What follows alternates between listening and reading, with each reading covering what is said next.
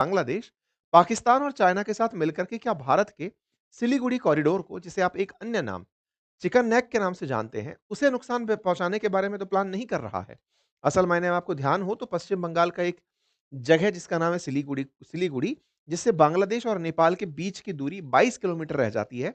अगर उस जगह पर कोई भी दुश्मन कार्रवाई करने की सोचता है या दुश्मन इस जगह को अपने कब्जे में लेने की सोचता है, तो इससे शेष भारत को पूर्वोत्तर भारत से अलग किया जा सकता है। ऐसी सोच इन्होंने अपने दिमाग में बनाना शुरू कर दिया था। आप सोचेंगे इनके दिमाग में क्या चल रहा है वो आपको कैसे पता?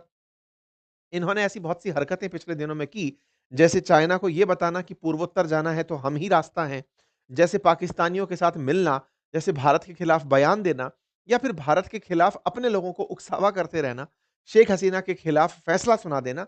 ये तमाम वो हरकतें हैं जिनसे इनका भारत के प्रति नफ़रत सुनाई देती है। ताज़ा नफ़रत में इन्होंने अपने ही तरह से केस का मामला बना करके शेख हसीना पर फांसी की सज़ा दिलवाने की, यानी कि मौत की सज़ा दिलवाने का भी फैसला करवा दिया था।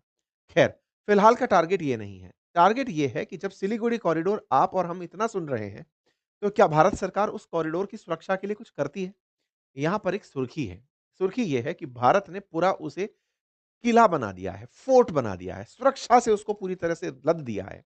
India fortifies Siliguri corridor with new military bases. आप यहां पर देखते हैं, as Bangladesh tilt toward China Pakistan axis, India signature signals strategic shift. Bharat ने कुछ यहां पर ऐसा किया है जिसके चलते हम अब इस जगह को लेकर आश्वस्त रह सकते हैं। मैं फिर भी थोड़ा सा आपको यहां का सामरिक महत्व समझा देता हूं और फिर यहां से आगे भारत ने क्या केवल डिफेंसिव नीति अपनाई है या कोई एग्रेसिव नीति भी अपना ली है, उसका भी ज़िक्र करेंगे। साथियों, भारत और पूर्वोत्तर भारत के बीच में, यानी कि अगर आपको सेवन सिस्टर्स की तरफ जाना है, तो यहाँ पर एक जगह है जिसका नाम है सिलीगुड़ी।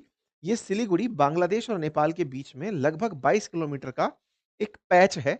ये जगह काफ़ी ज़्यादा स्ट्रैटेजिक है, यानी कि अगर इस जगह पर कोई व्यवधान आता है, तो हम ये मानते हैं कि इस जगह से बाकी जो हमारी कनेक्टिविटी है, वो बाधित हो सकती है।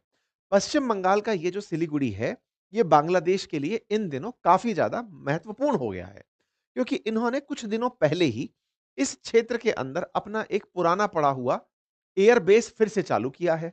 हाल ही में बांग्लादेश ने अपने यहां पर पाकिस्तानियों को भर भर के इनवाइट किया है। जिन पाकिस्तानियों से इनकी बिल्कुल नहीं बनती थी, उन पाकिस्तानियों ने आजकल बांग्लादेश में अपना बोरिया बिस्तर जमा रखा है। वो भी तब से जब से शेख हसीना यहां से निकलकर भारत आई हैं। शेख हसीना, जिनके पिताजी ने बांग्लादेश बनाया था, उनको बांग्लादेशियों ने निकालकर अपने कब्जे में पुराने पाकिस्तान को वापस लाने का प्रयास किया है। अर्थात जिस तरह से पहले पाकिस्तान में पूर्वी पाकिस्तान और पश्चिमी पाकिस्तान हुआ करता था, वैसे ही बांग्लादेश फिर से पूर्वी पाकिस्तान बनने की राह पर निकल पड़ा है।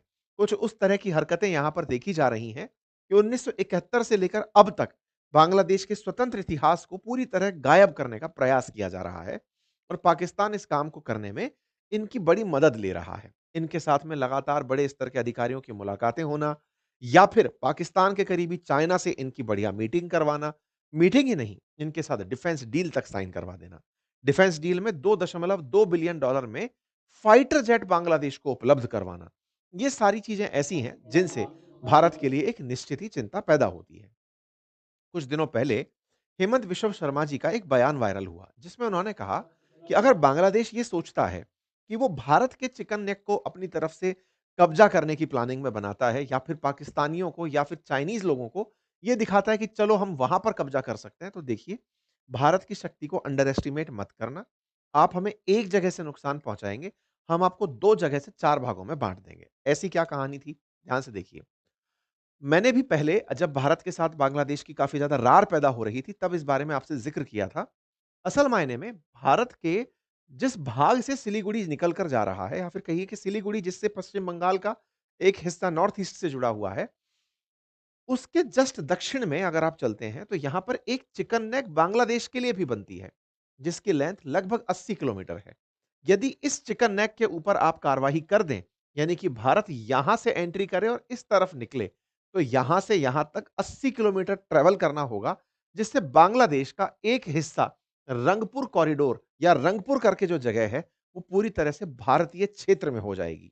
यानी बांग्लादेश अगर ये सोचता है एक बार के लिए कि हम भारत के साथ में मैप के अंदर कोई परिवर्तन कर सकते हैं, और वो परिवर्तन यदि इस तरफ से करके ये सोचता है कि भारत को 2 भागों में बाँटा जाए, तो यहाँ पर बांग्लादेश को याद दिलाया गया कि आपके पास से भी यहाँ से एक रास्ता निकलता है। अगर हम इस रास्ते को अपने साथ जोड़ लेते हैं, तो आपका ये हिस्सा जिसे रंगपुर क्षेत्र कहते हैं, ये भारत के कब्जे में हो जाएगा। वहीं पॉइंट नंबर 2, त्रिपुरा से अगर इस जगह की यात्रा कर दी जाए, तो अगेन बांग्लादेश का ये पूरा-पूरा हिस्सा मेनलैंड बांग्लादेश से तो अलग हो ही जाएगा और भारत को समुद्र से कनेक्टिविटी मिल जाएगी। भारत ऑलरेडी इन 2 जगहों के बारे में विचार करता है। ऐसी बातें ऐसी बातें आसाम के मुख्यमंत्री ने कही, जो कि उस पार्टी से बिलॉन्ग करते हैं जिसकी केंद्र में सरकार है। तो ऐसे में भारत के अंदर इस तरह का विमर्श होना और उस विमर्श के बीच में ये बात होना कि अगर बांग्लादेश ऐसा कुछ सोचता है, तो हमने उसके खिलाफ क्या सोच रखा है, वो पब्लिक में आ गया। खैर, इन्होंने उसके बावजूद भी अपनी तैयारियां बंद नहीं की। कौन-सी तैयारियां? हाल ही में खबर बाहर निकल कर आती है कि बांग्लादेश $2.2 बिलियन में चाइना से जे-10 नाम का फाइटर जेट परचेज़ कर रहा है। ये जे-10 फाइटर जेट कैसे चर्चा में आए, उसकी एक बड़ी इंटरेस्टिंग कहानी है। आप सभी को याद होगा, पाकिस्तान के साथ ऑपरेशन सिंदूर के समय भारत ने जब युद्ध लड़ा, 4 दिवसीय जो संघर्ष चला, जिसमें भारत ने भारतीय सीमा में रहते हुए पाकिस्तान के आतंकी ठिकाने जब नष्ट किए, तो पाकिस्तान ने पब्लिक मीडिया में एक न्यूज़ फैलाई, चाइनीज़ फेक न्यूज़ के माध्यम से कि उन्होंने जे-10 की मदद से भारत के राफेल गिरा दिए।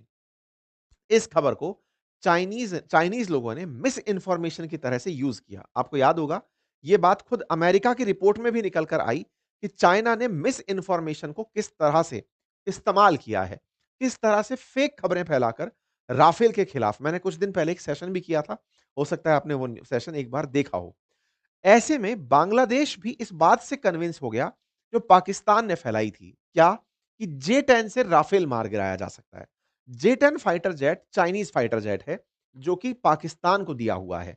पाकिस्तान का लगभग फिलहाल 80% जो लड़ाई का असला है, वो चाइनीज़ है। ऐसे में इसी जे-10 के प्रति चाइना ने पाकिस्तान के थ्रू बांग्लादेश को मना लिया कि तुम भी जे-10 लो, भारत के राफेल अगर गिराने हैं, तो जे-10 काम में आएगा।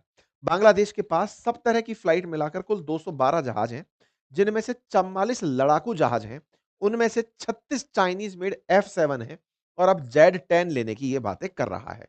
इसके पास 8 मिग-29 भी हैं। कुल मिलाकर के कुल मिलाकर पाकिस्तान के कहने पर बांग्लादेश जे-10 की राह चल पड़ा। $2.2 बिलियन की ये होने वाली डील, जिसमें लगभग 20 फाइटर जेट लेने की प्लानिंग है, चाइना इसे बहुत ही नॉमिनल कीमत पर दे रहा है। कितना नॉमिनल है? कि सोचिए कि लगभग इससे 4 गुना महँगा है भारत का राफेल, जबकि दोनों की जनरेशन 4.5 बताई जाती है। ऐसे तो तेजस भी 4.5 जनरेशन का है, लेकिन राफेल अपनी इन एक्सेसिबल जो सुविधाएँ हैं, जिनके अंदर युद्ध करने की बहुत ही जबरदस्त कुशलता हो, उनके हिसाब से ज़्यादा चर्चित रहता है। एनीवे, बांग्लादेश इन्हें लेने के लिए अगर तैयार हुआ है, तो ये बड़ा कॉमन सी बात है कि बांग्लादेश को फाइटर जेट की ज़रूरत किस देश के लिए होगी? विचार करने की बात है कि बांग्लादेश सब तरफ से केवल भारत से ही सीमा बनाता है। बांग्लादेश बंगाल की खाड़ी में है, वहाँ भी भारत की सीमाएँ ही हैं, यानी कि उसका पानी भी भारत के साथ डिस्कस होता है। हद मार के बांग्लादेश की म्यांमार के साथ सीमाएँ जुड़ी हुई हैं, जिसके साथ इसे युद्ध नहीं लड़ना होगा, क्योंकि वहाँ पहले ही सैन्य तानाशाही है। बांग्लादेश का अधिकांश हिस्सा भारत से घिरा हुआ है, उसके बावजूद इसे फाइटर जेट लेने की ज़रूरत पड़ रही है, वो भी पाकिस्तान के कहने पर चाइनीज़ फाइटर जेट। तो ये दर्शाता है कि बांग्लादेश भारत के खिलाफ कुछ पका रहा है और उन पकाने में जो सबसे बड़ी पकावट है वो इस बात की कि भारत को कैसे नुकसान पहुँचाया जाए, पूर्वोत्तर भारत को शेष भारत से कैसे अलग किया जाए। मैं आपको याद दिला दूँ कि पाकिस्तान के प्रभाव में बांग्लादेश ने बहुत सारे चाइनीज़ फाइटर जेट खरीदे। चाइनीज़ फाइटर जेट कहिए, चाइनीज़ डिफेंस इक्विपमेंट कहिए, वो पहले भी खरीदे हैं। पाकिस्तान के साथ में जो फिलहाल माहौल है, वो बांग्लादेश के साथ डायरेक्ट करके हो रहा है। लेकिन पाकिस्तान चाइना की जो केमिस्ट्री है, वो बांग्लादेश और चाइना के अंदर डेवलप होने का प्रयास लंबे समय से चल रहा है। यही हुआ कि बांग्लादेश में चाइनीज़ जो इंस्ट्रूमेंट्स हैं, उनके खराब होने की सुर्खियाँ कई सालों से बनती आ रही हैं। आप 2022 की कटिंग देख सकते हैं, आप 2021 की कटिंग देख सकते हैं, आप 2024 की कटिंग देख सकते हैं, जो बताती है कि बांग्लादेश के अंदर चाइनीज़ जो डिफेंस इक्विपमेंट हैं, वो बहुत बुरी तरह फ़ेल मार रहे हैं। ऐसी ही एक खबर बनी थी जब चाइनीज़ मेड जेट क्रैश हो गया था ढाका के अंदर, जिसकी वजह से 31 लोग मरे थे, जिसमें भारत ने मदद भेजी थी। भारत ने अपने डॉक्टर्स भेजे थे बांग्लादेशियों को बचाने के लिए। ख़ैर, इन सभी चीज़ों से ऊपर फ़िलहाल इन दोनों का प्यार है। ये दोनों एक-दूसरे से पुराने बिछड़े हुए दोस्तों की तरह मिल रहे हैं और ऐसे में इनकी तरफ से पूरी तरह के डिफेंस ऑफिशियल्स आ करके बांग्लादेश में मुलाकातें कर रहे हैं। ये अपनी तरफ से विज़न बताते हैं कि बांग्लादेश को ये कैसे सोचते हैं। चूँकि इस विज़न में भारत के टुकड़े होना प्रस्तावित है, ऐसे में इनके बीच की केमिस्ट्री भारत के लिए भी चिंता बनाती है। यही कारण है कि भारत ने अपने चिकन नेक को बहुत मजबूती से सुरक्षित करने का प्लान बनाया। इस बीच में पाकिस्तान, बांग्लादेश ने डायरेक्ट फ्लाइट के कमिटमेंट्स कर लिए। भारत ने इस पूरी जगह को बहुत अच्छे से कवर करने के लिए इस पूरे क्षेत्र में, फिर चाहे आसाम हो, फिर चाहे पश्चिम बंगाल हो, इस पूरे क्षेत्र में हमने अपनी राफेल फाइटर जेट्स की प्रेज़ेंस, एस-400 की प्रेज़ेंस और अब पैदल सैनिकों के भी यहाँ पर प्रॉपर जगह बना दी गई हैं। ये खबरें जैसे-जैसे बाहर आई, जैसे 16 नवंबर को बाहर निकल कर आता है कि भारत ने ईस्टर्न डिफेंस को मजबूत करने के लिए 3 नए गैरिसन बनाए। भारत ने फोर्टिफाई किया है सिलीगुड़ी कॉरिडोर को, ये ताज़ा खबर निकल कर आई। पता चलता है कि भारत के द्वारा 3 बेसिक जगह पर जो मूलभूत सुविधाएँ हैं, वो विकसित की गई हैं, जिसमें से लाचित बोरफुकम मिलिट्री स्टेशन स्थापित किया जा रहा है, आसाम के धुबरी में, बिहार के किशनगंज और पश्चिम बंगाल के चोपड़ा में फॉरवर्ड बेस बनाए जा रहे हैं। अगर ये बांग्लादेश का मैप है, तो यहाँ पर किशनगढ़ गैरिसन और चोपड़ा गैरिसन और इधर की तरफ धुबरी गैरिसन बनाया जा रहा है। ये गैरिसन की खबर पुरानी है, लेकिन इन खबर पुरानी से मतलब कुछ दिनों पहले ही हमने आपसे डिस्कस की थी। लेकिन अब इन्हें बेस के रूप में विकसित करने की बात निकल कर आ रही है। इसके साथ-साथ ही भारत ने पूर्वी सीमा पर अपने राफेल लड़ाकू, ब्रह्मोस मिसाइलें और एस-400 अत्याधुनिक डिफेंस सिस्टम के साथ तैनात कर दिया है। इसका मतलब भारत भी बांग्लादेश में हो रहे तमाम प्रकार के उतार-चढ़ावों से पूरी तरह से अवगत होते हुए उनसे निपटने की तैयारी शुरू कर दिया है। तो क्या हम ये मान सकते हैं कि अगली लड़ाई हमारी पाकिस्तान से नहीं, पाकिस्तान के कहने पर बांग्लादेश से होगी? देखो, जहाँ तक मेरा अनुभव कहता है कि बांग्लादेश कभी भी भारत के साथ डायरेक्ट युद्ध में शामिल नहीं होगा। डायरेक्ट युद्ध में शामिल नहीं होगा, उसकी बहुत-सी वजह हैं, जिसमें उसका ये खुद से जानना कि वो इतने सारे सेंटर्स के थ्रू या इतनी सारी सीमाओं के थ्रू भारत से घिरा हुआ है कि वो भारत के खिलाफ नहीं लड़ पाएगा। लेकिन हाँ, वो प्रॉक्सी वॉर छेड़ सकता है। प्रॉक्सी वॉर का मतलब है कि कुछ इस तरह के छद्म युद्ध, जैसे हाल ही में दिल्ली में हुआ एक आतंकी हमला, जो कि पाकिस्तान के द्वारा प्रायोजित था और भारत में हुआ। ऐसे ही 2026 में पश्चिम बंगाल और आसाम में इलेक्शंस हैं। ऐसे में इलेक्शन के समय उन पर्टिकुलर बॉर्डर स्टेट्स में जो बांग्लादेश के साथ में सीमा साझा करते हैं, वहाँ पर अशांति फैलाकर भारत के अंदर दंगे भड़काए जा सकते हैं। कुछ इस तरह के प्रयास बांग्लादेश कर सकता है। इस तरह के प्रयासों में पाकिस्तान पहले ही महारत रखता है और ऐसा करने में उन्हें एक मोटिवेशन भी मिलता है और मोटिवेशन ये है कि भारत ने जब से एसआईआर शुरू किया है, यानी कि जब अपने इलेक्शन के लिए जो मतदाता सूची तैयार हो रही है, उनको गहन तरीके से तैयार किया जा रहा है, तब से बड़ी मात्रा में बांग्लादेशी भारत से वापस बांग्लादेश लौट रहे हैं। ऐसे ही लोग जो लौट कर जा रहे होते हैं, इन्हें उकसावे में बांग्लादेश यूज़ कर सकता है। इन्हें पाकिस्तान के द्वारा बरगलाया जा सकता है, क्योंकि इन्हें भारत के इंटरनल क्षेत्र पता हैं। इन्हें आसाम और पश्चिम बंगाल समझ में आता है। तो भारत के लिए एसआईआर के समय जो बांग्लादेशी जा रहे हैं, ये बांग्लादेश और पाकिस्तान के लिए ईज़ी फूड हैं, भारत को नुकसान पहुँचाने के लिए। खैर, भारत ने अपनी तरफ से सिलीगुड़ी कॉरिडोर के अंदर जो तैयारियाँ की हैं, ये दर्शाती हैं कि अब हम डिफेंसिव नहीं, एग्रेसिव होकर काम करना चाहते हैं और ये एग्रेसिव वाली बातें फिलहाल राजनाथ सिंह जी के बयान से भी समझ में आती हैं, जब वो इस बात को बोलते हैं कि हम कैसा अपने पड़ोसियों के साथ फ़ील कर रहे हैं। कुल जमा अर्थ ये है कि भारत किसी भी देश के साथ अब डिफेंसिव मोड में नहीं रहना चाहिए।